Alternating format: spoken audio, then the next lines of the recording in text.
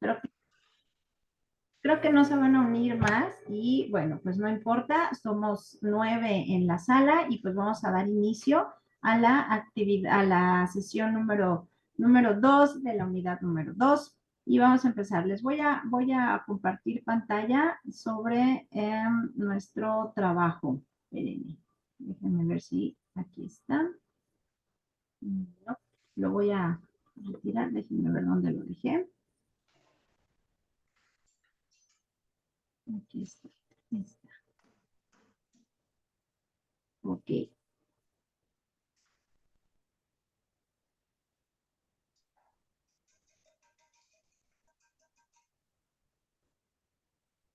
Creo que ya se ve, ¿verdad?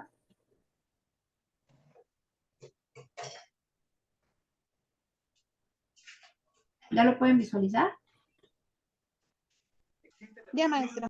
Ok. Ya, maestra, ya se ve. Bueno, pues vamos a comenzar. Esta es la unidad número 2 y todavía aquí tenemos mucha teoría, es globalización y sus efectos en la economía, sociedad y medio ambiente. Este es un tema muy interesante y les voy a contar cómo llega la globalización a México. Es un tema muy extenso, muy interesante. Viene de una teoría acerca de que las empresas son las que deben de tener injerencia sobre muchísimo, o sea, en los gobiernos. Y bueno, pues se trabaja con capital privado, muchas cosas, pero esto viene desde Inglaterra, Estados Unidos. Lo malo es que cuando se adapta, porque no viene directo, digo, si es una adaptación aquí en México sobre todo, le dan la torre a todo lo que es la economía y se lleva de calle a la sociedad. ¿Esto desde cuándo empieza? Bueno, en México empieza más o menos a visualizarse esta idea de la globalización, del neoliberalismo, etcétera, etcétera, a partir de los años entrado los años 80. Terminando el periodo de Estados Unidos, de hecho, quería que desde el periodo de López Portillo, él inicia en el 79, no, termina en el 82, que él entrara en esta idea del neoliberalismo y globalización. Sin embargo, no se hace efectivo y se hace hasta el periodo de Miguel de la Madrid, ya a mediados de los años 80. Lastimosamente, en esos años, en 1985, nosotros tenemos un terremoto de una magnitud tremenda, 7.9 me parece, y entonces, pues todo la economía de México se derrumba. Y entonces, obviamente, es más difícil que nosotros entremos a esta etapa de globalización y neoliberalismo. ¿Y por qué hablamos de sus efectos en la economía? Porque efectivamente, cuando hablamos de globalización, tenemos que hablar de un neoliberalismo. Y al hablar de estos dos temas tan fuertes en el sentido económico, pues se lleva obviamente de calle a la sociedad. Hagan de cuenta que es como cuando jugamos coleadas, ¿no? Que el de atrás es los que están hasta atrás son obviamente los que van a salir volando invariablemente. Bueno, pues lo mismo es aquí. Los más fuertes son los que están agarrados de la persona que va corriendo, pero conforme vas en la cola, ¿no? Pues se va haciendo más débil porque pues la inercia con la que lleva es muy fuerte y entonces, ¡pum!, alguno va a salir volando. Y en el caso de América Latina, pues los países que más tienen problema, pues obviamente son los países más pobres.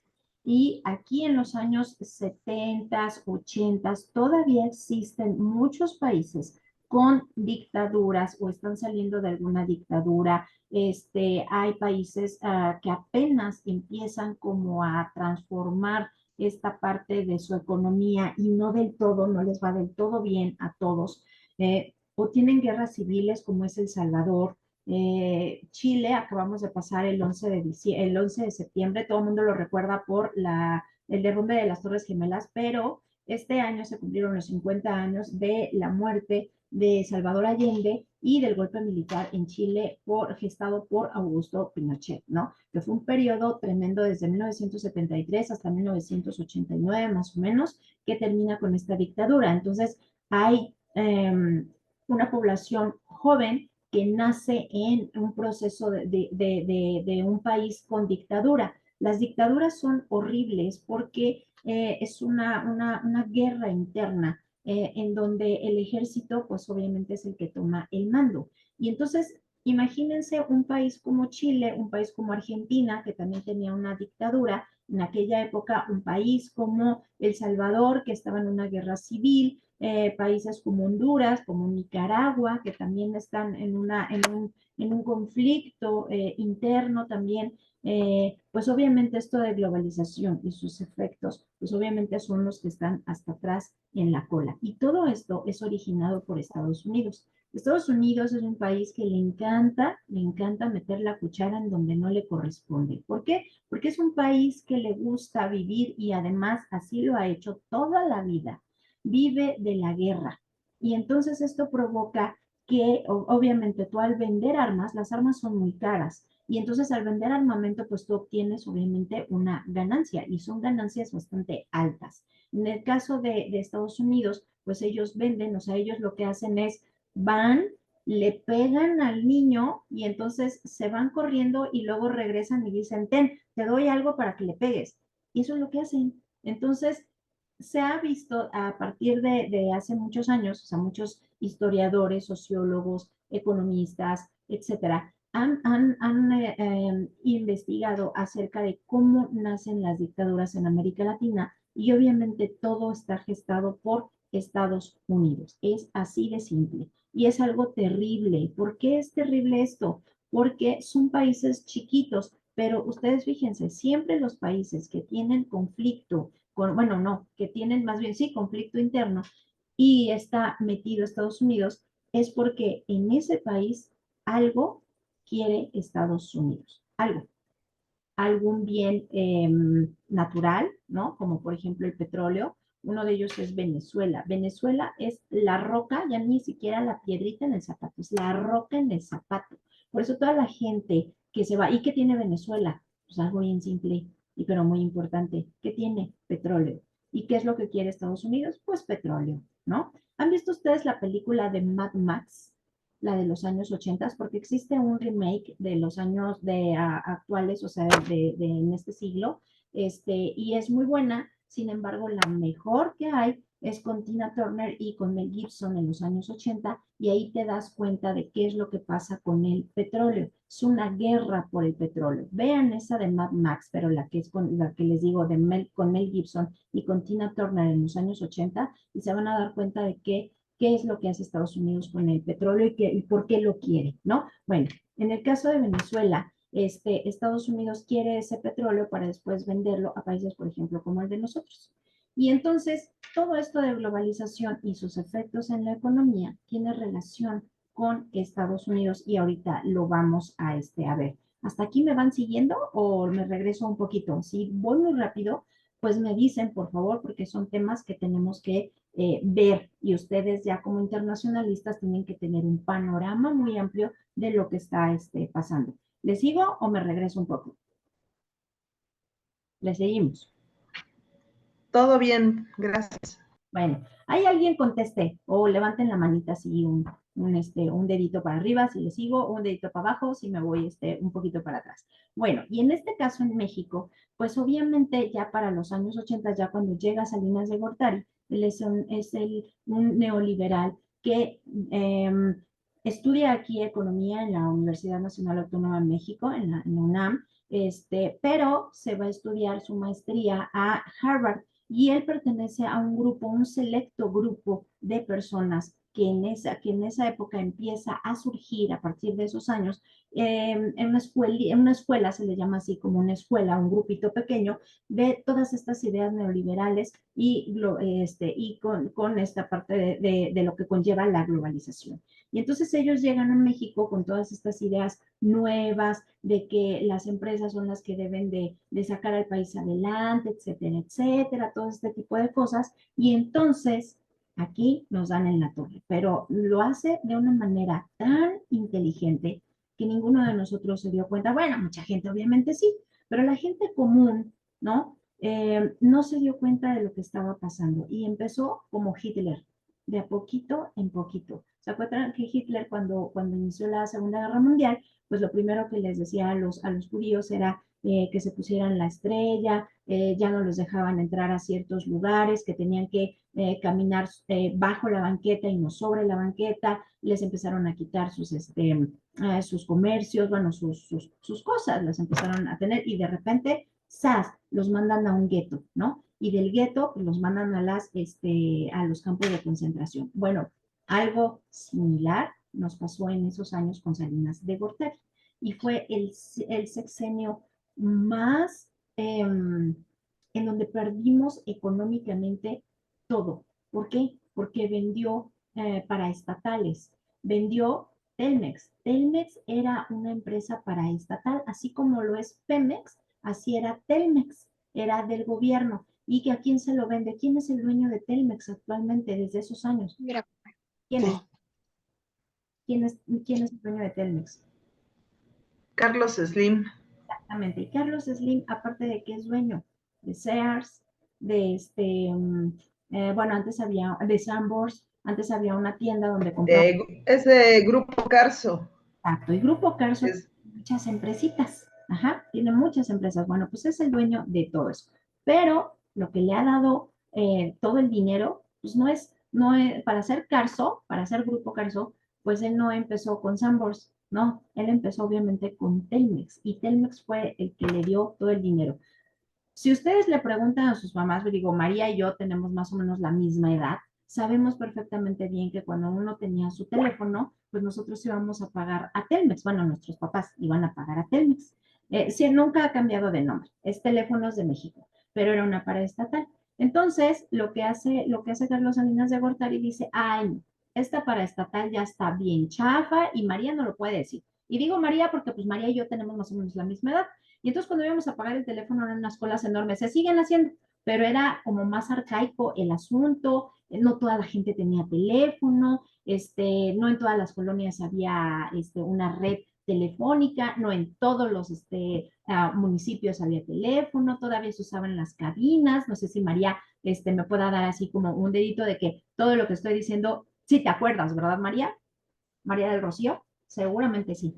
sí, Bueno, sí, de hecho, era como un símbolo de estatus el llegar a tener teléfono. O sea, es yo me acuerdo que cuando era una niña pequeña, como de 5 años, fue cuando mi abuelo, porque la casa originalmente era de mi abuelo, cuando trajo el teléfono fue así como un acontecimiento. O sea, a lo mejor a quienes nos estén escuchando, los compañeros y compañeras, se les va a hacer así como de, estás exagerando, pero en realidad yo vivo en San Juan de Aragón y en esta colonia no había teléfonos.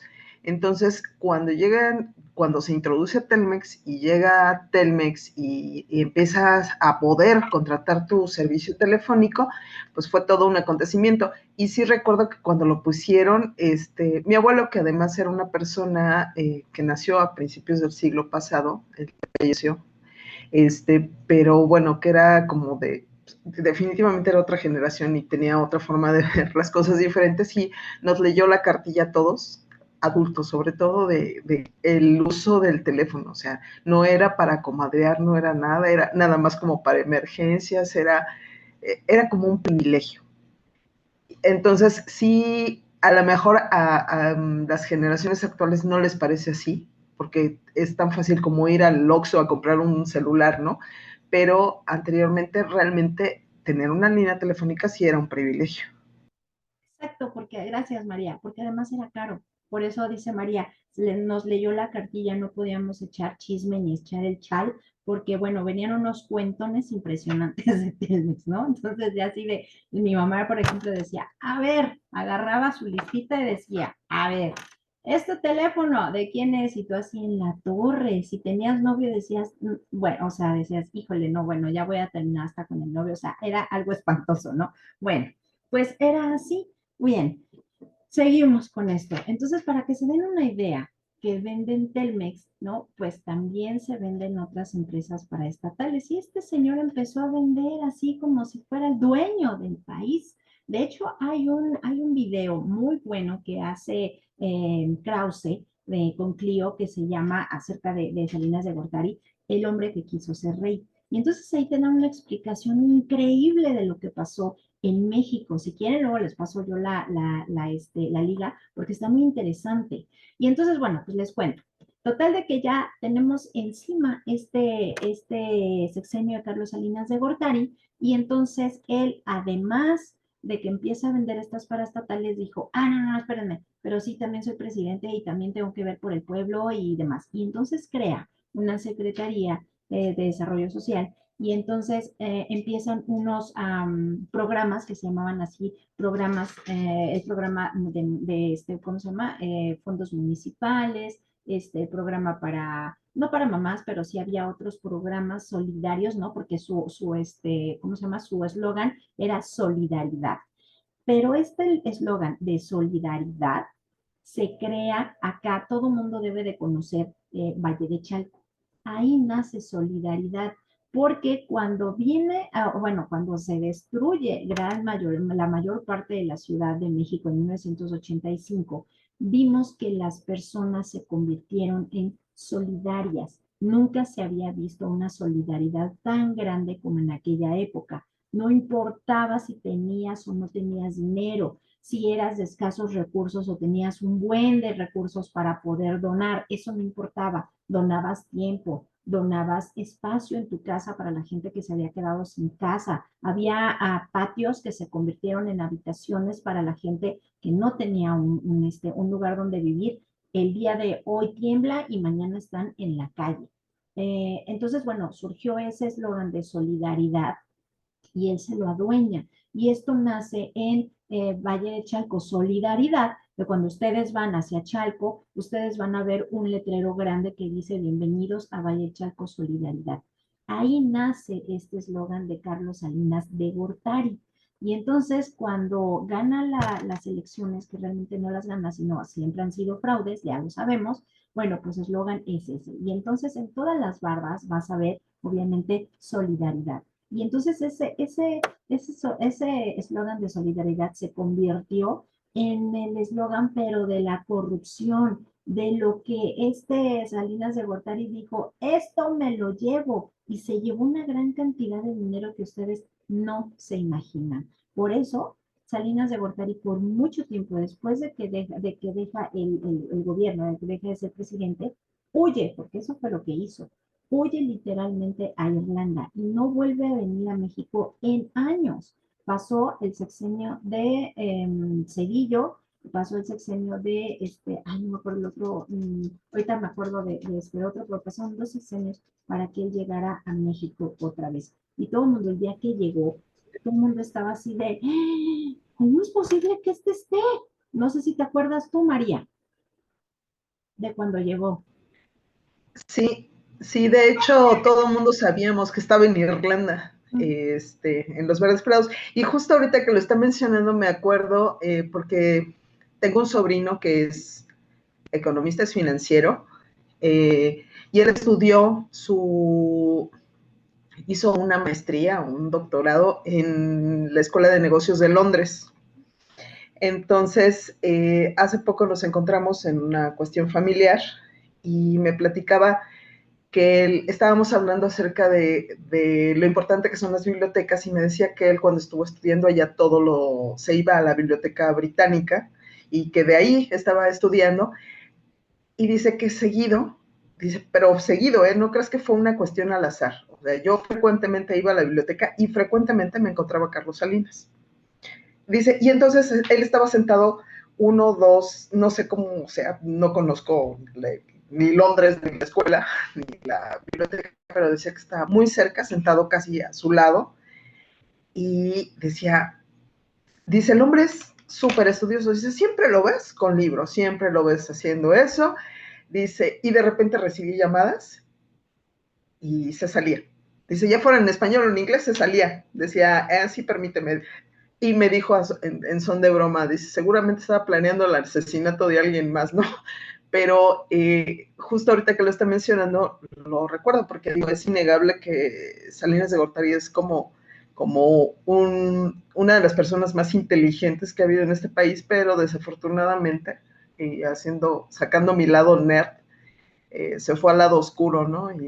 Y eso fue lo que nos pasó a fregar a todos. Y sí, durante muchos años todo el mundo esperaba que en algún momento se le fincara responsabilidad y se le hiciera responsable de todo lo que había sucedido. Y esta vez cuando viene a México es todo un suceso porque nadie se esperaba que él viniera. Es más, creo que se andaban casando sus hijos y él no se aparecía por aquí. Exactamente, o sea, fue un suceso, lo entrevistó este señor del Canal 13, estuvo por muchos años, un economista, ahorita me acuerdo del nombre porque tenía un programa, creo que ya no lo tiene y por mucho tiempo fue como que el economista, así como la persona que más sabía de economía en México, ¿no? Pero bueno, ¿qué más hizo Carlos Salinas de Gortari para, pues obviamente, engañarnos? Después dijo, ay, como entramos al Tratado de Libre Comercio, porque cuando entramos al Tratado de Libre Comercio, salían unos espectaculares anuncios en la televisión de que ya íbamos a estar a la par de Estados Unidos y de Canadá, de que íbamos a exportar no sé cuánto, y México iba a ganar, y que la economía mexicana se iba a ir, pero bueno, pues a las nubes, etcétera, etcétera.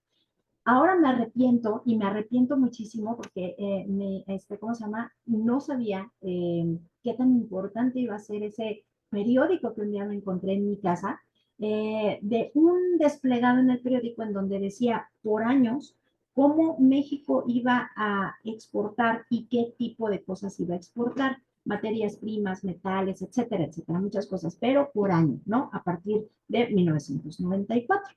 Entonces, me arrepiento ahora porque, bueno, eso hubiera sido ahora oro molido, ¿no? Porque eso salió hace muchos años. Pero bueno, y entonces ahí decía qué tipo de cosas ibas a poder exportar y qué cosas iba a importar Canadá y qué cosas iba a importar Estados Unidos a México. Entonces, todo esto era bastante importante para nosotros. Pero me di cuenta, pues yo tenía más o menos como en el 94 tenía alrededor de 20 años, no menos, tenía, bueno, no me acuerdo cuántos años tenía, pero bueno, el chiste es de que cuando entró en vigor el Tratado de Libre Comercio, pues obviamente se levantan armas el ejército zapatista, pero ese no es el problema. El problema venía desde antes. Empezó a devaluar la moneda. ¿Cómo la devaluó? Bien fácil. Él dijo, bueno, por eso tuvimos un cambio de horario. Todo fue así, por eso les digo que era como Hitler, o sea, en su cabeza tenía ya pensado cómo lo iba a hacer. Eh, Dio la casualidad de que yo me fui a vivir a Saltillo y todo esto tiene relación. Y allá en Saltillo tenían, en Coahuila, tenían una hora adelanto, pero era el uso horario que teníamos y que tenemos aquí en México, ¿no? Pero cuando yo llegué allá, pues era medio complicado que me acostumbrara a ese horario. Cuando entró Salinas, bueno, cuando ya estaba Salinas y dijo que iba a haber un cambio de horario, me acuerdo bien que yo dije, oh, pues para mí va a ser lo mismo, porque pues yo tengo un horario, ya tenemos ese horario, entonces ya para mí ya no va a cambiar. Pero mis amigos que vivían aquí en México sí fue como un descontrol, porque decían, híjole, ¿cómo le hacemos? Y todo fue porque él decía, no, pues es que las casas de bolsa de allá de Nueva York y demás, pues abren una hora antes que nosotros, entonces nosotros tenemos que estar a la par que obviamente abren las casas de bolsa. Por eso hubo un cambio de horario. Él no lo manejó como eso y aparte de que íbamos a ahorrar energía y la fregada. Claro que no, prendes la luz a las 6 de la mañana, o sea, está oscuro y se acabó. Bueno, pero así te lo fue manejando. Después te empezó a manejar de que pues como es en dólares, ¿no? En dólar canadiense y dólar norteamericano, y todo es quitarle un cero o dos ceros a la moneda. ¿Por qué? Porque ellos hablan de $5, $3, y nosotros hablábamos de 3,000. Entonces le quitaron los ceros al peso o de 30 o X. Entonces le quitaron el cero al peso y entonces ya nos convertimos en lo que tenemos ahora. Ya no se maneja sí manejamos en miles, pero cuando te dice cuesta 1,000 pesos, hubiera sido en aquel tiempo 1,000,000 de pesos, ¿no? Entonces cambió, pero eso fue una devaluación engañosa. Nos devaluó la moneda de hoy a mañana. Y entonces salían también anuncios en donde te decían cómo ibas a trabajar y además tenías, pues obviamente, billetes que decían 1000 y entonces todavía lo podías utilizar y entonces en los anuncios te daban una pequeña clase de economía así de qué era lo que iba a pasar con la moneda, con los billetes y demás. Y poco a poco se fueron retirando esos billetes y obviamente ya tenemos pues, los que ahora conocemos, ¿no? Y cada cierto tiempo empiezan a cambiar, pues, de diseño de imagen, etcétera, etcétera. Pero nosotros nos decimos, préstame 50 pesos, préstame 20 pesos, que en aquella época hubieran sido, en lugar de 50, hubieran sido 5000, en lugar de 20,000, etcétera, etcétera. Bueno, es así. Pero todo esto tiene que ver con esta parte. Y bueno, esto me van a decir, ¿y qué tiene que ver con el medio ambiente? Todo, todo se relaciona y ahorita lo vamos a ver. Bueno, entonces después de mi breve, que no fue tan breve, pero está breve, ¿cómo se llama? Clasecita de historia de economía. Y entonces sí vamos a empezar con la clase. ¿Cuál es la competencia de la unidad? Bueno, analizar el vínculo entre procesos socioterritoriales de gran escala urbana para reconocer de qué forma deben considerarse esas interrelaciones en el diseño de programas de desarrollo urbano. No es que yo quiera hacer un desarrollo urbano aquí y vamos a hablar de, por ejemplo, de Calderón, un ejemplo. Cuando Calderón llegó a la presidencia, él dijo que que cada familia iba a tener su casa. Y entonces sí, claro, pues muchos tuvieron su casa, pero ahora están abandonadas. ¿Qué fue lo que hizo? Lo que hizo fue algo tremendo. Empezó y crearon muchas empresas fantasmas, por decirlo así, constructoras y otras que todavía, bueno, que se fueron a la quiebra por esta situación, en donde compraban terrenos muy baratos, y vamos a poner el ejemplo otra vez del Estado de México, porque lo tenemos aquí cerquita, en las periferias de lo que es la Ciudad de México y el Estado de México, de este lado de Ixtapaluca, etcétera, etcétera, Santa Catarina, toda esta parte, en donde los terrenos eran muy baratos. Sin embargo, no había cabida para tanta gente, ¿no? De esos desarrollos urbanos de ya no 60 casas, estamos hablando de 800 casas, 1000 casas, pero ¿dónde vas a meter a toda esa gente donde no hay alumbrado público, drenaje, agua, punto, luz, teléfono, no llega hasta allá, el internet no llega hasta allá? Y entonces, pues los terrenos, pues sí, sí eran muy baratos y empezaron a hacer desarrollos así de no manches, o sea, desarrollos aquí, allá y demás, y llevaban a la gente así en camiones de empresas, por ejemplo, aquí tengo una muy grande, Schneider Electric, llevaban a sus empleados en camiones y decían, miren, aquí van a vivir y no sé qué, y no sé cuándo. Entonces mucha gente pues decía, sí, sí, sí, sí, sí, pero Schneider Electric está aquí en Eje 6 y estamos hablando de que iban a vivir acá en San Vicente, en Ixtapaluca, que obviamente la gente que iba a vivir allá y trabajaba de este lado iba a ser alrededor de 2 horas, 2 horas y media, si bien les iba. Y entonces esto tiene obviamente relación con este desarrollo urbano y con la economía. Y entonces han salido muchos, ¿cómo se llama? Investigaciones y reportajes acerca de lo que hicieron en el periodo de Calderón, que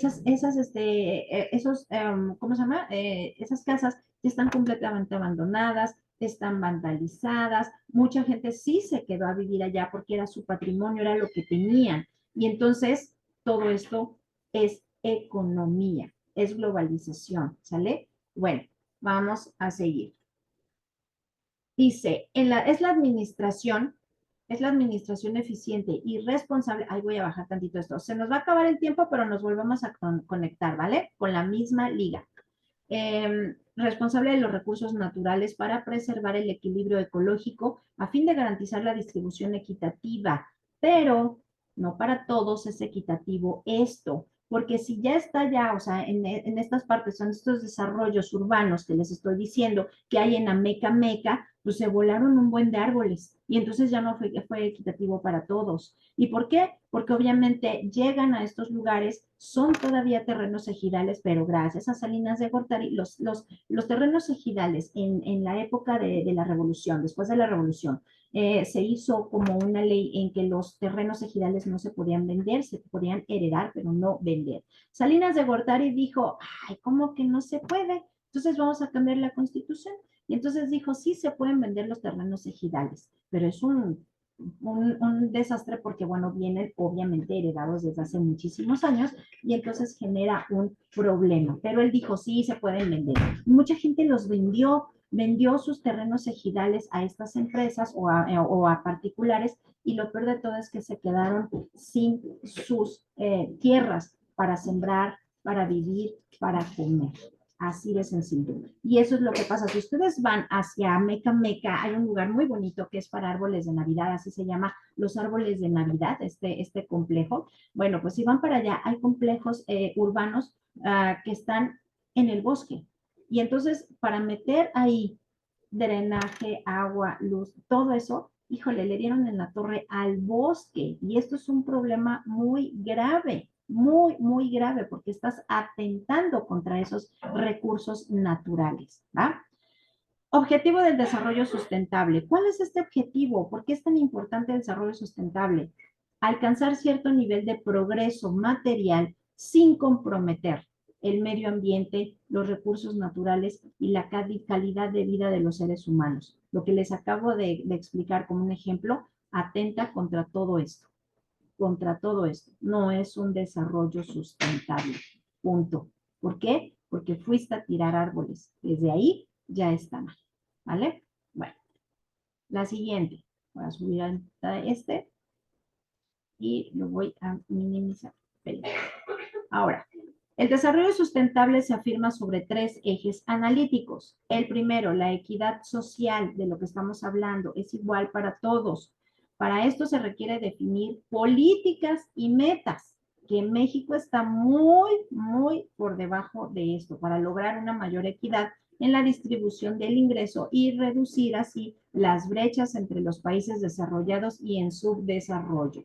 ¿Qué quiere decir todo esto? Bueno, si nosotros vemos cómo viven en Estados Unidos sí han logrado, y hablamos de Estados Unidos porque es el que tenemos aquí cerquita, pero me puedo ir a otro lado. Nos podemos ir a Alemania, nos podemos ir a Noruega, nos podemos ir a Finlandia, podemos ir bueno, China no y Japón no porque vive muchísima gente, pero podemos ver que cuando hacen ellos ¿cómo se llama? Sus complejos urbanos. Siempre tienen árboles, tienen cerca un bosque, tienen cerca un lago, tienen, digo, aparte la geografía de sus países son así, pero México también lo tiene. Sin embargo, llegan estas empresas y lo primero que dicen, me estorba, a tirarlo, en lugar de adaptar esos desarrollos urbanos a lo que el medio ambiente te está ofreciendo. Y entonces nosotros nos quedamos así de, ay, es que viven en un lugar bien bonito. También nosotros, pero nosotros lo que hacemos es destruir. Aquí en la Ciudad de México híjole, es bien triste. Al lado de Oasis hay un lugar ahora que se llama Cielo Abierto. Y entonces yo estaba leyendo algunas reseñas de lo que es Cielo Abierto, que es un lugar en donde vas con es para convivir igual que Oasis, pero lo que más hay son restaurantes. Pero está finalmente tapado y entonces mucha gente decía en lugar, o sea, otra plaza, en lugar de hacer un parque. Sí es cierto, de lo que carecemos aquí en la Ciudad de México son de parques. Llegan y arrasan con todo. Antenas, por ejemplo, que lo tenemos aquí cerca sobre periférico, así se llama antenas porque antes había unas antenas de comunicación, que era obviamente la Secretaría de Comunicaciones y Transportes. Sin embargo, cuando se compra ese terreno, cuesta muchísimo y entonces en lugar de hacer un parque, áreas verdes, lo que hacen es un complejo comercial inmenso, pero está inmenso, tan grande es que tiene hasta ¿cómo se llama? Un parque de diversiones arriba.